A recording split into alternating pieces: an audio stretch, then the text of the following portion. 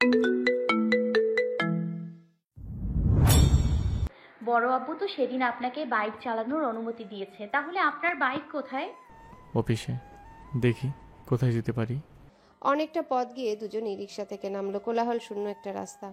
হঠাৎ দু একটা গাড়ি আপন গতিতে ছুটছে। আবির মেঘকে নিয়ে একটা কালো রঙের নতুন ঝকঝকে প্রাইভেট কারের কাছে গিয়ে থামলো। আবির মৃদু হেসে প্রশ্ন করলো।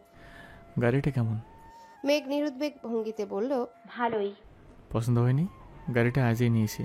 কেমন হয়েছে? আবির উদাস ভঙ্গিতে বলল। আপনার সাথে ফাজলামি মানায় না। আবির ভ্রু গুটিয়ে বলল, আমি ফাজলামো করতে যাব কেন? সত্যি সত্যি আমার গাড়ি। এই যে চাবি। মেঘ অবিশ্বাস্য দৃষ্টিতে আবিরের হাতে থাকা চাবিটার দিকে তাকিয়ে রইল। ঢোক গিলে উষ্ণ স্বরে জানতে চাইল। আপনি গাড়ি কিনেছেন? জি ম্যাডাম। কিন্তু কেন? আবির ভারী কণ্ঠে বলল। গাড়ি পছন্দ হয়েছে কিনা সেটা বলো। মেঘের গাড়ির দিকে মনোযোগ নিয়ে রাগী স্বরে বলল। গাড়ি আমি দু চোখে সহ্য করতে পারি না। আবির মুচকি হাসল। মেঘ উদ্বিগ্ন কণ্ঠে জিজ্ঞাসা করল। আপনার বাইক কোথায়? অফিসে। কেন? মেঘ কাঁদো কাঁদো মুখ করে আবারও শুধালো। আপনি গাড়ি কেন কিনলেন? আবির মৃদু হেসে বলল। মাঝে মাঝে নিজের অবস্থান বোঝাতে তীব্র অপছন্দের জিনিসকেও পছন্দের তালিকায় যুক্ত করতে হয়। মেঘ শীতল কণ্ঠে বলল। আপনি বাইক চালাবেন নাকি গাড়ি? আবির মেঘ স্বরে বলল। আমি বাইক চালাবো আর তুই গাড়ি। মেঘ সশব্দে হেসে বলল। আমি গাড়ি চালালে আপনার গাড়ি আহত হবে আর আমি আবির অগ্নিদৃষ্টিতে তাকাতে মেঘ মুখ বন্ধ করে ফেলেছে। আবির স্বাভাবিক কণ্ঠে বলল। চল ঘুরে আসি। মেঘ আবিরের পাশের সিটে বসে আবিরের দিকে তাকিয়ে আছে। আবির বাইক কেনাতে বাইকে ওঠার জন্য মেঘ যতটা আগ্রহী ছিল গাড়িতে ওঠার জন্য সেই আগ্রহ নেই। ইট পাথরের শক্ত দেয়ালের মতোই খানবাড়ির প্রতিটা মানুষ পাষাণ হয়ে যাচ্ছে। সবাই সবার আপন হওয়া সত্ত্বেও মাঝে মাঝে নিষ্ঠুর মানবের ন্যায় আচরণ করে। আলী আহমদ খান একাই দুটো গাড়ি কিনেছেন। ইকবাল খান এর নিজের টাকায় আলাদা গাড়ি কিনেছেন। অবশেষে আবিরও গাড়ি কিনেছে। যেন প্রতিযোগিতা চলছে, নিজেদের অবস্থান যাচাইয়ের প্রবল প্রতিযোগিতা। আবির হঠাৎই মেঘের দিকে তাকিয়ে প্রশ্ন করল। গাড়ি কিনেছি বলে রাগ করেছিস? মেঘ মলিন হেসে বলল। মেঘ এবার ঠান্ডা কণ্ঠে বলল। একটা কথা জিজ্ঞেস করি? হুম। রাকিব ভাইয়ার গায়ে হলুদের রাতে আপনি কাঁদছিলেন কেন? বেশ কিছু সময় নিশ্চুপ থেকে আবির তপ্ত স্বরে বলল। নিজের করা ভ্যান্তিগুলো অতর্কিত বুকের ভেতর তীব্র আগুনের উৎপাত সৃষ্টি করলে সহস্রবার চেষ্টার পর নিজেকে অবিচল রাখা যায় না। মেঘ কিছুই বুঝতে পারেনি, তাই প্রত্যুত্তরে কিছু বলতেও পারল না। ঘণ্টাখানেক মেঘকে নিয়ে ঘুরে অবশেষে রাস্তার একপাশে গাড়ি থামালো আবির। আশেপাশে অনেক মানুষ। মেঘ আবিরের দিকে তাকিয়ে প্রশ্ন করল। আমরা এখানে কেন আসছি? এমন সময় মিনহাজ আর তামিম এগিয়ে আসছে। ওদের দেখে মেঘ গম্ভীর কণ্ঠে বলল। আমি এখানে থাকবো না। আবির মেঘের হাত ধরে আটকে দিল। মিনহাজ আর তামিম এগিয়ে এসে কোমল কণ্ঠে বলল। সরি ভাই। সরি ভাই। আবির মৃদু হেসে দুজনের সাথে হ্যান্ডশেক করতে করতে বলল। কোনো ব্যাপার না। মেঘ রাগে কটমট করছে। আবির এত স্বাভাবিকভাবে কথা বলছে দেখে মেঘের আরো বেশি রাগ হচ্ছে। মিনহাজ আর তামিম আবিরের সাথে টুকিটাকি কথা বলছে আর মেঘ ভেতরে ভেতরে ফুঁসছে। হঠাৎ কেউ একজন পেছন থেকে মেঘের চোখ ধরে। মেঘ চোখে হাত রেখে বোঝার চেষ্টা করলো। আনমনেই বলল। বন্যা। বন্যা চোখ ছেড়ে দিয়ে সামনে এসে বলল। হ্যাঁ বেবি। পেছন থেকে মিষ্টিরাও বেরিয়ে আসছে। সবাইকে দেখে মেঘের মন আবারও খারাপ হয়ে গেছে। আবির স্বাভাবিক কণ্ঠে বলল। মেঘ যা হয়েছে সব ভুলে যা। একটা সময় পর পরিবার থেকে বন্ধুরা আপন হয়। তুই এখন সেই সময় আসিস। সামান্য বিষয় নিয়ে রাগ করে থাকিস না প্লিজ। মেঘ রাগে ফোঁস করে বলল। ওইটা সামান্য বিষয় ছিল না, আর আমার কোনো বন্ধুর প্রয়োজন নেই। আবির শান্ত স্বরে বলল। প্লিজ মেঘ, এত রাগ করে থাকিস না। মিষ্টি, মিনহাজ, তামিম কান ধরে সরি বলছে। মেঘ তবু মুখ ফুলিয়ে রেখেছে। মেঘ রাগে কটকট করে বলল। আপনি বাসায় না গেলে আমি একাই চলে যাব। মিনহাজ আর তামিম কাঁদো কাঁদো মুখ করে বলল। তোর পায়ে ধরে মাপ চাইলে করবি আমাদের? তোর পায়ে ধরলে মাফ করবি আমাদের? মেঘ রাগী স্বরে বলল। না, তোরা তোদের মতো থাক, আমি আমার মতো থাকবো। আবির মেঘকে নিজের দিকে ঘুরিয়ে মোলায়েম কণ্ঠে বলল। আমি চাই না আমার কারণে তুই তোর বন্ধুদের সাথে এমনভাবে সম্পর্ক নষ্ট করে দিস। এটা শুধু একটা অ্যাক্সিডেন্ট ছিল, আর কিছুই না। ওখানে কারোই দায় ছিল না। বোঝার চেষ্টা কর। তুই নিজেকে আর কষ্ট দিস না প্লিজ। আমি পারবো না, আমি ভুল করেছি। আমি আমার ভুলের শাস্তি হিসেবে নিজেকে একা করেছি। আমি একাই থাকবো। আবির ঠান্ডা কণ্ঠে বলল। আমার কথা মানবি না? মেঘ এবার থামলো। চোখ ছোট করে আবিরের দিকে তাকিয়ে রাগী স্বরে বলল। আপনি ওদের সাথে মেশার জন্য এত জোর করছেন কেন? আবির মলিন হেসে বলল। জানি না, কিন্তু আমি চাই তুই ওদের সাথে আগের মতো চলাফেরা কর। তুই আমার কথা মানবি কিনা বল। মেঘ কিছুক্ষণ চুপ থেকে গম্ভীর কণ্ঠে বলল, আমি ওদের সাথে কথা বললে আপনি যদি খুশি হন তাহলে আমি কথা বলবো। ধন্যবাদ। আবির সবার থেকে বিদায় নিয়ে চলে গেছে। আড্ডা দেওয়া শেষ হলে নিতে আসবে। মেঘরা কিছুটা এগিয়ে গিয়ে শান্তশিষ্ট জায়গা দেখে বসলো। মিষ্টি উদ্গ্রীব হয়ে বলল, সরি মেঘ, আমাদের করা দুষ্টামিতে এত বড় বাঁশ খাবো ভাবতেই পারিনি। প্লিজ মাফ করে দে।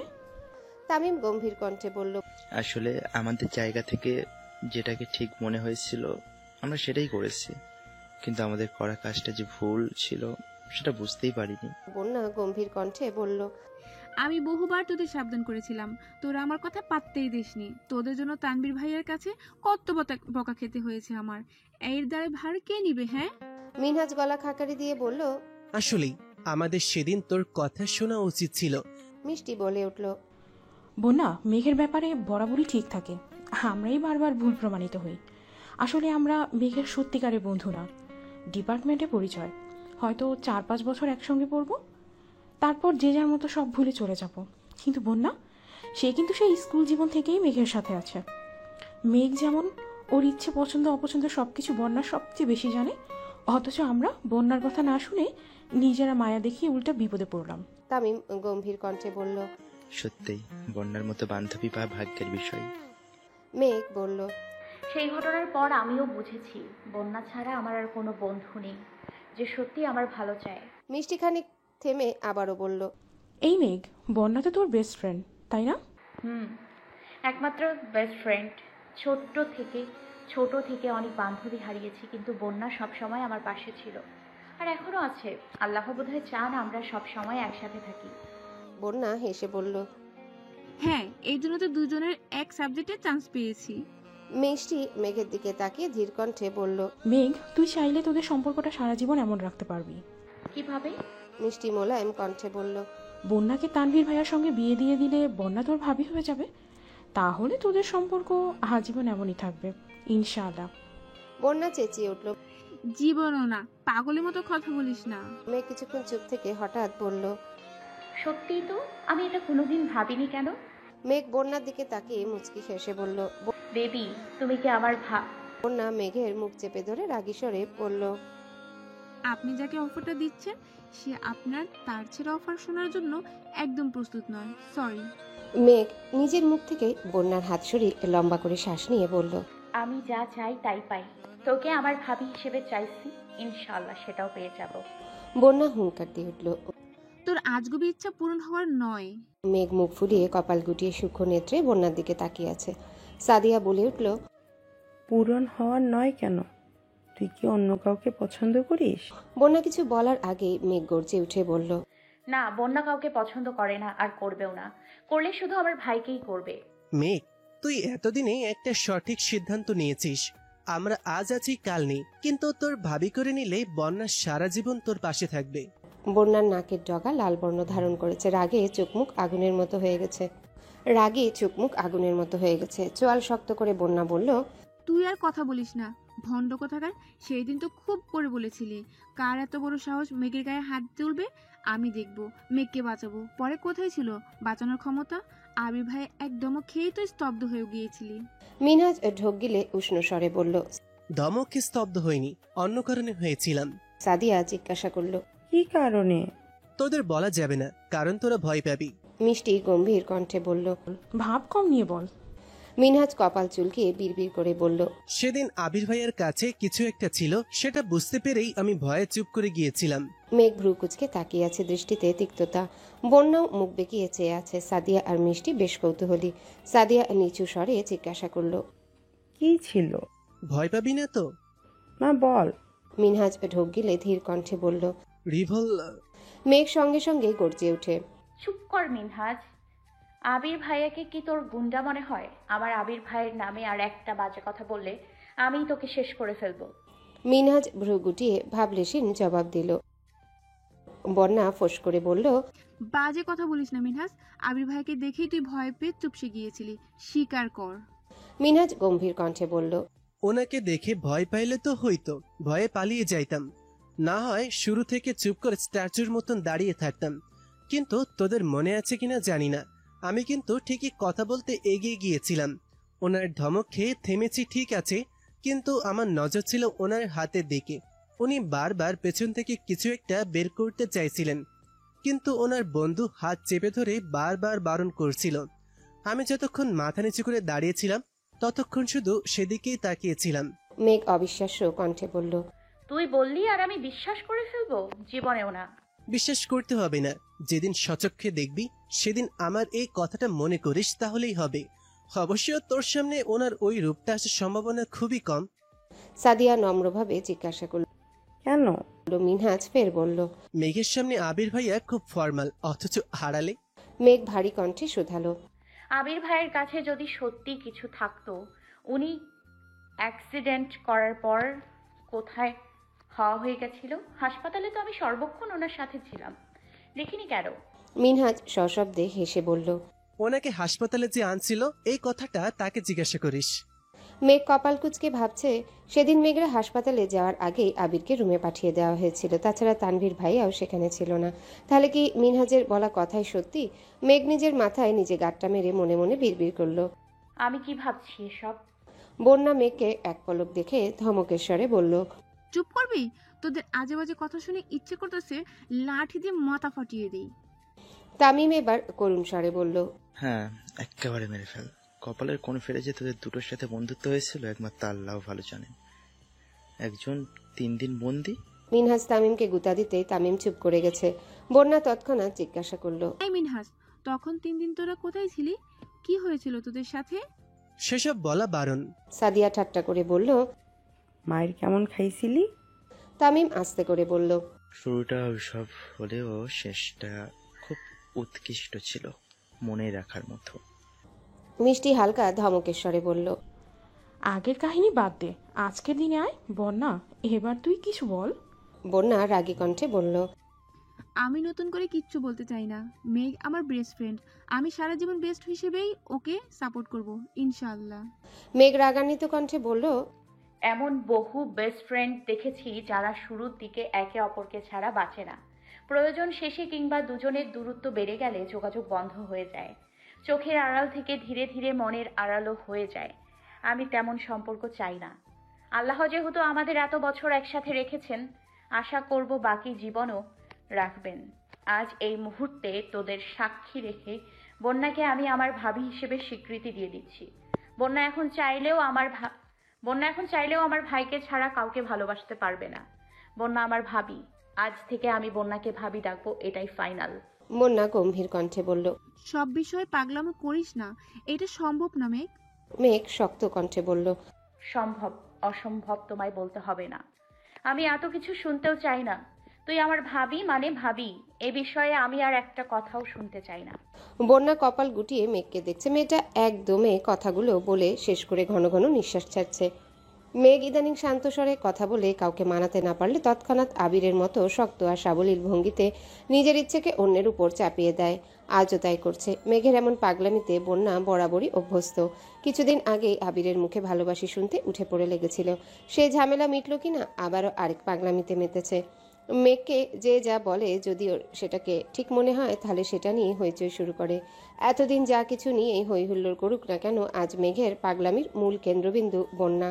তানভীরের প্রতি বন্যার কোনো কালই তেমন আগ্রহ ছিল না। মেঘকে করা শাসন দেখে বন্যা ভীত হয়ে থাকত। তানভীর বাসায় থাকলে কখনো মেঘদের বাসায়ও যেত না, কথা বলা তো দূরের বিষয়। বছরখানেক যাবৎ ফোনে মাঝে মধ্যে কথা হয় তানভীর আর বন্যার, তবে সেখানেও থাকে বিশাল এক সীমাবদ্ধতা। প্রয়োজনের বাইরে তানভীর দু একটা কথা জিজ্ঞাসা করলেও বুক কাঁপে বন্যার। বন্যা বরাবরই স্পষ্টভাষী একটা মেয়ে, কোনো কিছু ভালো না লাগলে মুখের উপর না বলতে দুবার ভাবে না। কিন্তু মেঘের সাথে সেভাবে কথা বলতে পারে না, কারণ মেঘ খুব অভিমানী। একবার মন খারাপ করে ফেললে এত সহজে ঠিক হয় না। আবিরের কথায় হয়তো মিনহাজদের সাথে কথা বলছে ঠিকই, তবে পূর্বের মতো স্বাভাবিক বন্ধন আর কখনো হবে না। তবে মেঘের আজকের পাগলামি বন্যাও স্বাভাবিকভাবে নিতে পারছে না। বন্যা ভ্রুকুচকে তাকিয়ে আছে। মেঘকে কিভাবে থামাবে সেসব ভেবেই বুক কাঁপছে বন্যার। অসহনীয় ব্যথা অনুভব হচ্ছে বুকে। মিনা ঝুট করে বলে ফেলল। মেঘ, বন্যা, সাদিয়ারা সবাই একসঙ্গে শুধালো কেন? মিনহাজ মুখে হাসি রেখে বলল। মেঘ আবির ভাইয়ের বউ, তার মানে আমাদের ভাবি, আর বন্যা তানভীর ভাইয়ের বউ। বন্যা ধমক দিয়ে বলল। তামিম লম্বা করে শ্বাস টেনে ফোঁস করে ছেড়ে উদাসীন ভঙ্গিতে বলল। থাক ভাই, আমরা কোনো রিস্ক নিতে চাই না। আজ থেকে মেঘও ভাবি, তুইও ভাবি। মেঘ গম্ভীর কণ্ঠে বলল। আবির ভাইয়ের সাথে আমার বিয়ে হয় কিনা সন্দেহ। ভাবি ডেকে আমার কোমল মনে আর আঘাত দিস না। মিনহাজ মুখে হাসি রেখে বলল। আমরা এত কিছু জেনে কি করব? বাঁচতে হলে ভাবি ডাকা ছাড়া উপায় নেই। আর ভাবি প্লিজ আমাদেরকে মাফ করে দিবেন।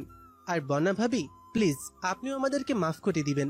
বন্যার আগে ফুঁসতে ফুঁসতে বলল। তামিম মৃদু স্বরে বলল। মেঘের ভাবি অথবা অন্য কারো বউ, যাই হোস না কেন, ঘুরে ফিরে আমাদের ভাবিই হবি। তাই তোরা দুজনেই আমাদের ভাবি। মেঘ নিজের হাঁটুর উপর হাত রেখে মেকিস্বরে বন্যাকে ডাকলো। ভাবি, ওই ভাবি। বন্যা অগ্নিদৃষ্টিতে মেঘের দিকে তাকাতেই মেঘ আতঙ্কে কিছুটা পিছিয়ে ওষ্ঠ উল্টে বিড়বিড় করে বলল। দেখো ভাবি, তুমি আমার সাথে এমন ব্যবহার করতে পারো না। আমি কিন্তু ভাইকে বিচার দিব। আমি না তোমার একমাত্র ননদিনী? একটু সুশ্রীর মতো তাকাও, মিষ্টি করে হাসো, তবেই না মনে শান্তি লাগবে। বন্যার মুখটা মলিন হয়ে আছে, নাক মুখ দেখেই বোঝা যাচ্ছে ভেতরে ভেতরে রাগ পুষছে। দাঁতে দাঁত চেপে ধরে মেঘের পাগলামিগুলো সহ্য করছিল, কিন্তু আর পারছে না। বন্যা রাগী স্বরে বলতে শুরু করলো। মেঘ, তোর এই পাগলামির কোনো ভিত্তি নেই। তুই আমার বেস্ট ফ্রেন্ড, তোর সাথে আমার সম্পর্ক ভালো, সেটা ভিন্ন কথা। সেখানে পরিবার টানা একদম উচিত না। তোর ভাই যে রাগে, হঠাৎ প্রয়োজনে দুই একটা কথা বলতেই আমার 10 বার ভাবতে হয়। সেখানে ওনার প্রতি অন্য কিছু আমি কখনো ভাবতে পারি না। আমি তোর পাগলামির মানে ঠিকই বুঝতে পেরেছি, কিন্তু তোর এই ইচ্ছা পূরণ করাটার আমার সাধ্য নেই। মেঘ প্রশ্ন করলো। আমার ভাইকে অপছন্দ করার একমাত্র কারণটাই কি রাগ নাকি অন্য কিছু? অন্য কিছু মানে? কিছু না। বন্যা ঢোক গিলে চুপচাপ বসে আছে। আরও 30 মিনিটের মতো চলল এই নীরব যুদ্ধ। মিনহাজ, তামিম, মিষ্টি, সাদিয়াও বন্যাকে বোঝানোর চেষ্টা করছে, কিন্তু বন্যা নিজের জায়গায় অনড়। মেঘ কিছুক্ষণ জোর গলায় চেঁচামেচি করে হঠাৎই শান্ত হয়ে গেছে। প্রায় 15 মিনিট যাবৎ মেঘ নিশ্চুপ হয়ে বসে আছে। বন্যা বেশ কয়েকবার খেয়াল করেছে। মেঘের অভিমান বুঝেও বন্যা কিছু বলল না। মেঘ হঠাৎই ধীর স্বরে বলল। প্লিজ তোরা এবার থাম। সরি বন্যা। বন্যার সাথে সাথে সবাই ভ্রু কুচকে মেঘের দিকে তাকালো। মেঘের চোখ মুখ ফ্যাকাশে হয়ে গেছে। বন্যা রাজি হয়নি বলে মেঘের মন এত তাড়াতাড়ি খারাপ হয়ে যাবে এমন মেয়ে মেঘ নয়। মেঘের গাম্ভীর্যতা দেখে বন্যার ভয় হচ্ছে। কোন কথা থেকে কোন মানে বের করে গাল ফুলিয়েছে এটা বোঝা দুষ্কর। বন্যা এবার আদুরে ভঙ্গিতে বলল। কি হয়েছে বেবি? মেঘ বন্যার দিকে এক পলক তাকালো, তবে দৃষ্টিতে বিন্দু মাত্র উত্তাপ নেই। বন্যা মলিন মুখ করে আবারও বলল। বেবি, তুমি কি রাগ করেছো? মেঘ জিভ দিয়ে ঠোঁট ভিজিয়ে অনুষ্ণু কণ্ঠে বলল। না, রাগ করিনি। মিনহাজ জিজ্ঞাসা করলো। তো কি হয়েছে ভাবি? মেঘ মিনহাজের দিকে তাকিয়ে মলিন হাসলো। এভাবে বাহিরের কারো মুখে ভাবি শুনতে মেঘের বেশ ভালোই লাগছে। সহসা বন্যার দিকে এক নজর তাকিয়ে মিনমিনে স্বরে বলল। মানুষ নিরন্তর সুখের নীড় খুঁজে, কষ্ট আড়াল করে প্রতিনিয়ত স্বভাব স্নিগ্ধ হাসে। মেঘের বলা কাব্যিক কথার মানে কেউই বুঝলো না। তামিম ধীর কণ্ঠে জানতে চাইল। কি হয়েছে মেঘ? মেঘ কণ্ঠ খাদে নামিয়ে বলল। সরি বন্যা, আমার ওই রকম ভাবে জোর করা একদমই উচিত হয়নি। বন্যা তপ্ত স্বরে বলল। কি হয়েছে তোর? প্লিজ বল। মেঘ ঢোক গিলে গলা খাকারি দিয়ে বলতে শুরু করলো। আমার পরিবার যেমন ছোট থেকেই আমার ব্যাপারে খুব সিরিয়াস, তেমনি আমিও আমার পরিবারের ব্যাপারে সিরিয়াস। প্রতিটা মানুষের মতো আমার মনেও পরিবারের প্রতি সফট কর্নার আছে, যা হয়তো সারা জীবন থাকবে। আমার পরিবারের অভ্যন্তরীণ সমস্যার কথা আমি এত সহজে কাউকে বলি না, এমনকি বন্যাকেও না। আমার মন খারাপের সময়টা নিজেকে গুটিয়ে রাখি, তবু বন্ধুদের, ফ্যামিলি প্রবলেমে শেয়ার করি না। আবির ভাই ব্যতীত বাসার সবার সাথেই আমার খুব ভালো সম্পর্ক, এমনকি যেই তানভীর ভাইয়া আমায় ছোট থেকে কড়া শাসনে রেখে আমাকে বড় করেছে, তাকে আমি খুব ভালোবাসি। শেষ কথাটা বলতে মেঘের চোখ বেয়ে দুফোঁটা পানি গাল বেয়ে গড়িয়ে পড়ল। সাদিয়া জিজ্ঞাসা করলো। তোর পরিবারে কি সমস্যা? কিছু হয়েছে? মেঘ চোখের পানি মুছে ভেজা কণ্ঠে আবারও বলতে শুরু করলো। একটা সময় পর্যন্ত ভাইয়ার প্রতি আমার ক্ষোভের অন্ত ছিল না। সবকিছু অসহ্য লাগতো, কিন্তু হঠাৎ সবকিছু কেমন যেন বদলে গেছে। একদিন আমি স্কুল থেকে ফিরে দেখি ভাইয়া ড্রয়িং রুমের ফ্লোরে বসে দুহাতে মাথা চেপে ধরে কাঁদছে। আম্মু আর বড় আম্মু ভাইয়াকে বোঝানোর চেষ্টা করছে, অন্যদিকে আব্বু আর বড় আব্বু যা তা বলে চিৎকার করছে। আমার ছোট্ট মস্তিষ্কে তখন কিছুই ঢুকছিল না। ভাইয়া তখন উচ্চ মাধ্যমিক পরীক্ষার্থী ছিল, কিছুদিন পর পরীক্ষা, অথচ ভাইয়ার অবস্থা নাজেহাল হয়ে পড়ছিল। আমি আম্মুকে অনেকবার জিজ্ঞেস করেও সঠিক তথ্য জানতে পারিনি। বড়রা আমার থেকে কিছু একটা লুকাতে প্রতিনিয়ত ব্যস্ত থাকতো। আমিও কৌতূহলী হয়ে জানতে চেষ্টা করলাম। তারপর মোটামুটি যা বুঝেছি, ভাইয়া কলেজে পড়াকালীন এক মেয়ের সাথে পরিচয় হয়েছিল। মূলত মেয়েটা নিজে থেকেই ভাইয়ার সাথে বন্ধুত্ব করেছিল, তাও প্রায় 1 বছর ভাইয়ার পিছু পিছু ঘুরে। 1 বছর পর থেকে ভাইয়া মেয়েটার সাথে টুকিটাকি কথা বলা শুরু করে, যা এক পর্যায়ে সম্পর্কের দিকে এগোয়। ভাইয়ার টেস্ট পরীক্ষার আগে আগে মেয়েটা হঠাৎ ভাইয়াকে প্রপোজ করে বসে। যেহেতু মেয়েটার সাথে ভাইয়ার ভালো সম্পর্ক ছিল, তাই ভাইয়াও রাজি হয়ে গেছিল। পরীক্ষার ব্যস্ততায় প্রায় 1 মাস কেটে যায়। এরপর ভাইয়ার এক ফ্রেন্ড ভাইয়াকে মেয়েটার ব্যাপারে কিছু তথ্য দেয়। ভাইয়া প্রথমে একদমই বিশ্বাস করেনি, কিন্তু পরবর্তীতে খোঁজ নিয়ে জানতে পারে ভাইয়ার বন্ধুর বলা প্রতিটা কথাই সত্যি ছিল। তারপর থেকেই ভাইয়ার অবস্থা খারাপ হয়ে গেছিল। একের পর এক অসুস্থতা লেগেই ছিল। প্রায় 6 মাস ভাইয়া দুনিয়ার কোনো খবর বলতেই পারেনি। ইয়ার লস হয়ে গেছে। তারপর ধীরে ধীরে কিছুটা সুস্থ হয়েছে। পড়াশোনায় রেগুলার হওয়ার পর থেকে আব্বুর সাথে ভাইয়ার সম্পর্কের বিশাল ফাটল ধরেছে। বড় আব্বুও তেমন কথা বলতো না। শরীর সুস্থ হলেও ভাইয়ার মন তখনও অসুস্থই ছিল। তারপর থেকে আবির ভাই আর ভাইয়ার সম্পর্ক গভীর হতে শুরু করলো। ভাইয়ার সব আবদারের মাধ্যম হয়ে ওঠে আবির ভাই। ভাইয়ার মনের অবস্থা ঠিক রাখতে আবির ভাই ভাইয়াকে সব বিষয়ে সাপোর্ট করতে শুরু করে। ভাইয়া হুট করে সিদ্ধান্ত নেয় যে সে রাজনীতি করবে। আম্মুদের বলেছে, কিন্তু আম্মুরা কেউ রাজি না। আব্বুরা তো আরও রাজি না। শুনেছিলাম আবির ভাইয়াও রাজি ছিল না, কিন্তু ভাইয়ার খুশির জন্য বাধ্য হয়ে ভাইয়াকে সাপোর্ট করেছে, আর এখন পর্যন্ত প্রতিনিয়ত করেই যাচ্ছে। এসব ঘটনা দেখতে দেখতে তানভীর ভাইয়ার প্রতি আমার চিন্তাধারা বদলাতে শুরু করে, সেই সাথে আবির ভাইয়ের প্রতিও। আমার ভাইয়ের যখন মানসিক সাপোর্ট দরকার ছিল, তখন আবির ভাই সেই সাপোর্টটা দিয়েছিল। তাই আমিও ধীরে ধীরে আবির ভাইয়ের প্রতি মনের ভেতর পুষে রাখা আক্রোশ ভুলতে শুরু করি, কিন্তু কখনো আবির ভাইয়ের সাথে কথা বলার চেষ্টা করিনি। বন্যা ভ্রু কুচকে তাকিয়ে আছে। সাদিয়া প্রশ্ন করলো, মেয়েটা কি করেছিল? আমি বিস্তারিত জানি না, তবে শুনেছি মেয়েটা তার গ্রামের স্কুলে পড়াশোনা করাকালীন স্থায়ী এক ছেলের সাথে সম্পর্কে জড়িয়েছিল, যা মোটামুটি 4 থেকে 5 বছরের। তারপর এখানে এসে ভর্তি হয়। তখন ভাইয়াকে দেখেছে, মোটামুটি পরিচিত আর ছেলে এলাকার স্থানীয়। আর তাছাড়া তখন ভাইয়া দেখতে শুনতে অনেক কিউট ছিল। সব মিলিয়ে ওই মেয়ে ভাইয়াকে পছন্দ করে ফেলে। আগের প্রেমিক এসব জানার পর তাদের মধ্যে কি ঝামেলা হয়। এরপর মেয়েটা জেদ করে ভাইয়ার সাথে সম্পর্কে জড়ায়। ওই ছেলেও কম ছিল না। যখন নিজে মেয়ের সাথে পারছিল না, তখন মেয়ের বাড়িতে জানিয়ে দেয়। মেয়েকে নিয়ে ঝামেলা শুরু হয়। সেই ঝামেলায় আমার ভাই ফেসে গেছিল। কথা নাই বার্তা নাই। মেয়ের বাবা একদিন আমাদের বাসায় এসে যা তা বলেছে, যা আব্বু আর বড় আব্বু সহ্য করতে পারেনি। সেই থেকে আমাদের বাসার মূল ঝামেলা শুরু হয়েছিল। মিষ্টি চাপা স্বরে বলল, তোর ভাই এখন ঠিক আছে তো? মেঘ মৃদু হেসে বলল, এখন ভাইয়া একদম ঠিক আছে। জানি না ভাইয়ার মনের কি অবস্থা। কখনো এই বিষয়ে বিস্তারিত জানতে চাইনি আমি। ভাইয়া সুস্থ হওয়ার পর থেকে আম্মুরা বা আমাদের সাথে কখনো খারাপ ব্যবহার করেনি। সেই ঘটনার পর থেকে ভাইয়ার মুখে কোনো মেয়ের কথা ভুলেও শুনিনি। কখনো কারোর সাথে তেমন কথা বলতেও দেখিনি। মেঘ একটু থেমেও আবারও বলল, সরি বন্যা, তোর সাথে খুব ভালো সম্পর্কের জন্য আমি তোকে ভাবি হিসেবে চাইছি, আর কিছু না। আমি চাই না আমার পাগলামির জন্য তুই আমার ভাইকে ভুল বুঝিস। ভাইয়া যেহেতু আমার, আর তুইও আমার বেস্ট ফ্রেন্ড, তাই আমি কাউকেই কষ্ট দিতে পারবো না। আমি চাই আমার ভাইয়ের জীবনে এমন কেউ আসুক যে আমার ভাইয়ের অতীত জেনে তাকে ভালোবাসবে। মিথ্যে মায়ায় নয়, বরং সত্যিকারের ভালোবাসার বন্ধনে জড়াবে, যেখানে কোনো মিথ্যের দেয়াল থাকবে না, নিজেকে বিশ্বস্ত প্রমাণ করার চেষ্টা থাকবে না। আমার ভাই ছন্নছাড়া, নির্লিপ্ত কিংবা রাগী সবকিছু জেনে শুনে যে আমার ভাইকে ভালোবাসবে, আমি সারা জীবন তাকে আগলে রাখবো। হঠাৎ পেছন থেকে তানভীর ডাকলো, বনু বাসা যাবে না? মেঘ চোখ মুছে ঘাড় ঘুরিয়ে স্বাভাবিক কণ্ঠে বলল, আসছি। মেঘ বসা থেকে উঠতে উঠতে শীতল কণ্ঠে বলল, সরি বন্যা, প্লিজ কিছু মনে করিস না। বন্যা কিছু বলার আগেই মেঘ চলে গেছে। বন্যা তাকাতেই তানভীরের চোখে চোখ পড়ল। তানভীর বন্যাকে উদ্দেশ্য করে বলল, হ্যালো বন্ধুরা, পরবর্তী পার্ট খুব তাড়াতাড়ি আসবে, তো সবাই অপেক্ষায় থাকো। আর চ্যানেলটি যারা এখনো সাবস্ক্রাইব করোনি, তারা পরবর্তী পার্ট দেখার জন্য চ্যানেলটি সাবস্ক্রাইব করে রেখো। ধন্যবাদ সবাইকে, আমাদের সাথেই থেকো।